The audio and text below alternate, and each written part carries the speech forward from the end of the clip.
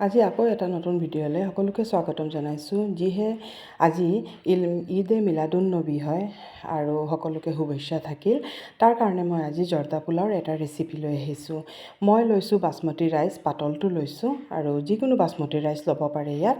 আৰু ইয়াত মই এঘণ্টামান তিয়াই থৈ দিছিলোঁ আৰু ইয়াত মই 4 কাপমান পানী ঢালিম। একাপ চাউলৰ কাৰণে মই 4 কাপ পানী ঢালিছোঁ আৰু এটুকুৰা ডালচেনি আৰু এটুকুৰা ইলাইচি দি দিছোঁ। আৰু ইয়াত মই অলপ অৰেঞ্জ ফুড কালাৰ দিছোঁ, কাৰণ অৰেঞ্জ ফুড কালাৰ মানে লাগে জৰ্দা পোলাওত। যদি নিবিচাৰে তেতিয়াহ'লে আপোনালোকে সেইটো নিজৰ ইচ্ছা কৰিব পাৰে, কিন্তু ইয়াত এইটো কালাৰ লাগে।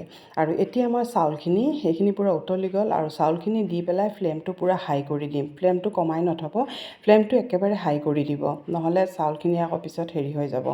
আৰু এতিয়া চাওক এইখিনি আমাৰ সিজি গ'লগৈ। আৰু এটা প্ৰেছ কৰি চাব, এই ধৰণে প্ৰেছ কৰিলে যাতে টুকুৰা হৈ যায়, মানে সিজি যায়, 90% সিজিব লাগিব।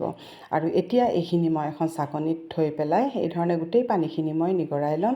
তাৰপিছত এখন প্লেটত মই ট্ৰান্সফাৰ কৰিম। আৰু এইটো মই কিন্তু একেবাৰে সহজভাৱে বনাইছোঁ আৰু আপোনালোকে এবাৰতে এইটো হৈ যাবগৈ। আৰু একেবাৰে সহজভাৱে বনাইছোঁ, তাৰ কাৰণে আপোনালোকে একো ইয়াত কষ্ট কৰিব নালাগে, বহুতে মানে ইজি হয়। আৰু এতিয়া এইখিনি মই এখন প্লেটত মই ভালকৈ থৈ পেলাই অলপ ফেনৰ তলত থৈ দিম ঠাণ্ডা হ'বলৈ। তেতিয়া পিছত চাউলকেইটা ভাঙি নাযায় আৰু অলপ ঠাণ্ডা হৈ গ'লে তেতিয়া অলপ টানো হৈ যাব। এতিয়া মই এখন কেৰাহী পাতিছোঁ, পাতি পেলাই ইয়াত মই 2 চামুচ গৰু ঘিউ দি লৈছোঁ। দি পেলাই ইয়াত মই অলপ যিখিনি মই ড্ৰাই ফ্ৰুট ব্যৱহাৰ কৰিম সেইখিনি মই ইয়াত অলপ ভাজি ল'ম। ইয়াত মই অলপ আলমণ্ড লৈছোঁ, কাজু বাদাম লৈছোঁ, লৈ পেলাই প্ৰথমতে এইখিনি অলপ ভাজি লৈছোঁ। তাৰপিছত মই শুকান নাৰিকল কাটি লোৱা, এই ধৰণে দীঘল দীঘলকৈ কাটি লোৱা, বা আপোনালোকে যিকোনো শ্বেপত কাটিব পাৰে, এই ধৰণে মই কাটি লৈছোঁ। আৰু লাষ্টত মই একেবাৰে কিচমিচ দিছোঁ। কিচমিচখিনি মানে বেছি সময় নালাগে ভাজি কৰোঁতে, সেইকাৰণে মই লাষ্টতে কিচমিচটো দি দিছোঁ। আৰু এতিয়া এইখিনি চব ভজা হৈ গ'ল, এইখিনি মই এতিয়া নমাই পেলাই থৈ দিম। আৰু আপোনালোকে বনাইছেনে? যদি বনাইছে তেতিয়াহ'লে কেনেকুৱা হয়, আৰু যদি বনোৱা নাই তেতিয়াহ'লে মোৰ দৰে এবাৰ বনাই পেলাই চাবচোন। আৰু ইয়াত মই ডাঙৰ ডাঙৰ 2 চামুচমান ঘিউ দি লৈছোঁ। আৰু গেছটো কিন্তু এতিয়া ঘিউ দি পেলাই গেছটো বন্ধ কৰি দিছোঁ। এতিয়া মই ইয়াত অলপ ঠাণ্ডা হৈ যোৱাৰ পিছত চাউলখিনি মই ইয়াতে দি দিছোঁ। গেছটো কিন্তু বন্ধ কৰি ল'ব, নহ'লে লগে লগে আকৌ লাগি যাব পাৰে। আৰু দি পেলাই এইখিনি অলপ ভালকৈ আৰু একেবাৰে লাহে লাহে লৰাব, নহ'লে চাউলখিনি ভাঙি যাবগৈ।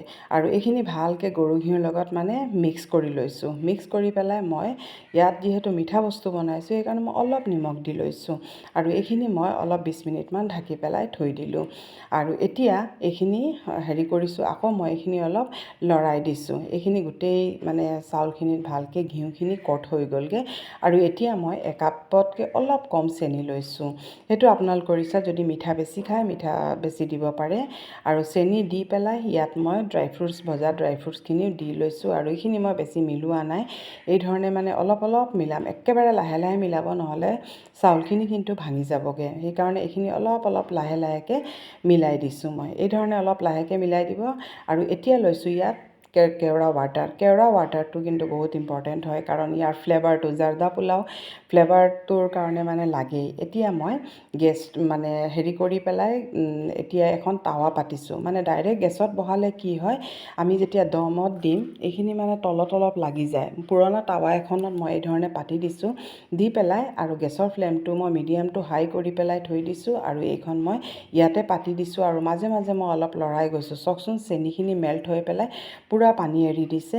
আৰু এতিয়া এই ধৰণে মই অলপ অলপ লাহে লাহেকৈ লৰাম, নহ'লে ভাত গোটেইখিনি ভাঙি যাব।